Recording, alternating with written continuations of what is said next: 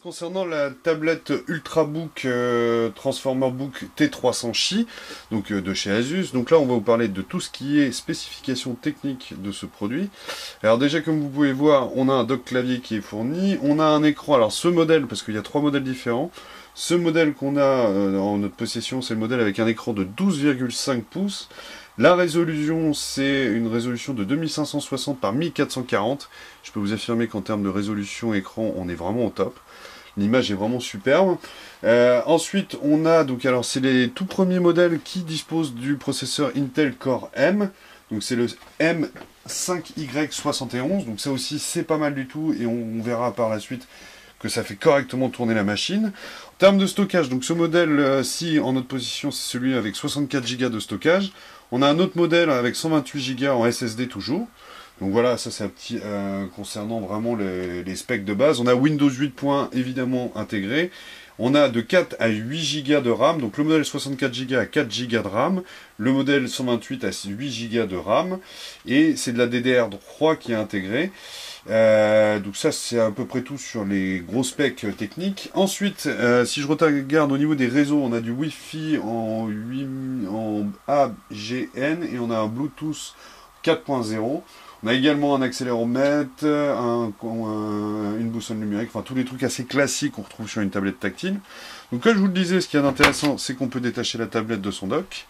Et là, ça vous fait une superbe grande tablette de 12,5 pouces. Et alors maintenant, on va regarder un petit peu tout ce qui est petits ajouts sur cette tablette, tout ce qu'on retrouve sur les côtés.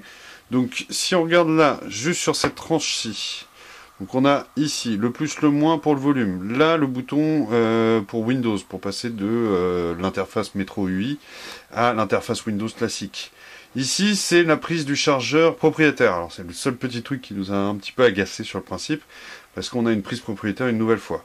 Là, c'est un des haut-parleurs, donc c'est Altec Lansing qui signe les haut-parleurs sur cette tablette. Ici, donc là, on voit, c'est les deux petites encoches qui vous permettent de fixer juste là la tablette au dock clavier. Ici, alors, faut vraiment le trouver, c'est le slot micro SD qui va jusqu'à 128 Go. Sur l'autre côté là, donc on a le second haut-parleur Altec Lansing.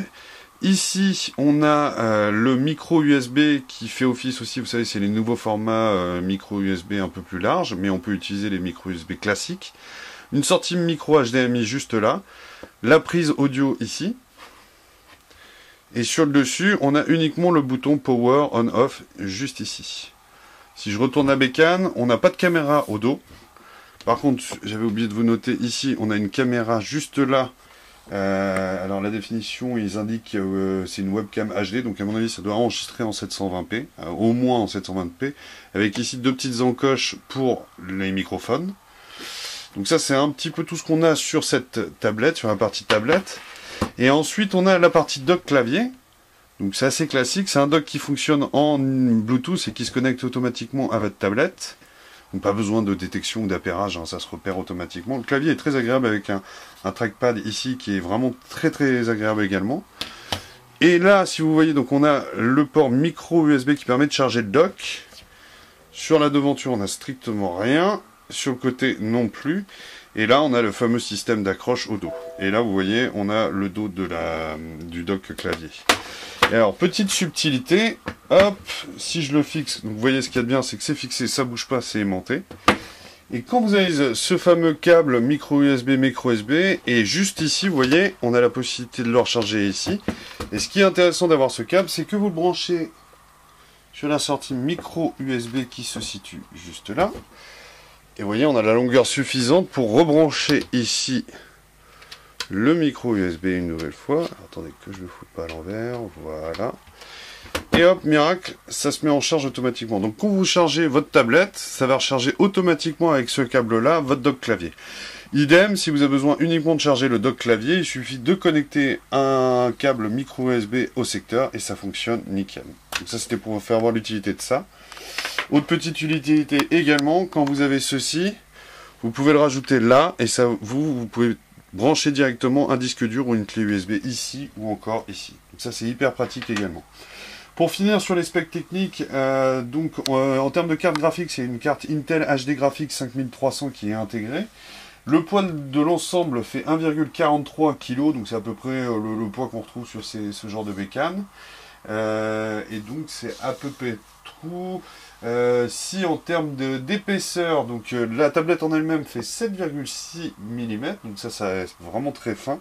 Et quand on la referme comme ceci, vous voyez, ça nous donne un vrai petit netbook. Et là, en termes d'épaisseur, on est à, si je ne dis pas de bêtises, on est à 16,5 mm. Pour une dimension, donc ça fait 317,8 mm par 191,6 mm pour une épaisseur globale de 16,5 mm. Voilà, c'était à peu près tout concernant les specs techniques de cette Asus Transformer Book T300 Chi.